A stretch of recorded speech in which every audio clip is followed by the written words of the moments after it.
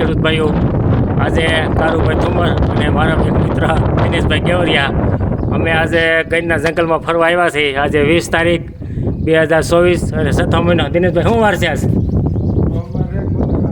વાર નહીં તો કોઈક જોઈ લેજો.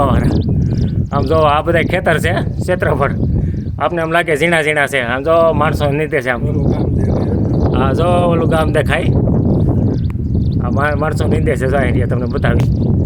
જો આપને એમ લાગે બગલા જેવા માણસો છે, બગલા લાગે ઝીણા ઝીણા એ રીતે લાગે. આપણે હેલિકોપ્ટરમાં બેસીને કેમ આપણે ખેતરના નકશા રહ્યા છે એ આમ જ લેતા છીએ. આમ તો જો આ ગીરનો જંગલ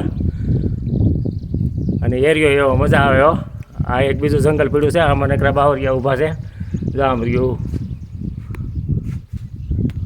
હજી બહુ પાણીવાળો વિસ્તાર નથી એટલે હજી લીલવણી નથી. આ જો દિનેશભાઈ જોવો, આમનું જોવો. હવે અમારે દિનેશભાઈને મા મહિને લગી મોજ કરવાની છે. મજૂર આવી ગયા છે, પછી મજૂર વ્યા જાય એટલે અમે મજૂર થઈ જવાના છે તાલીમ પાણી વાળવા.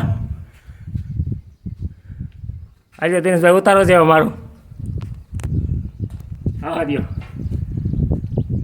મા સીતરાયમાનું મંદિર છે. આ જંગલ વિસ્તાર છે, ગઈડનું જંગલ છે. આ ગામનું નામ તો નથી આવડતું, પણ અત્યારે તો અજાણ્યા હાથરા બે મારા અમે બે અભણ છે.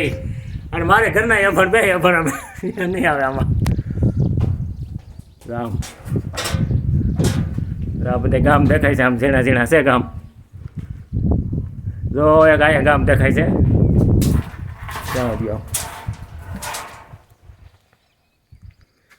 આ ગામ દેખાય ને એ ઝીણું એવું દેખાય. જો હાર્યું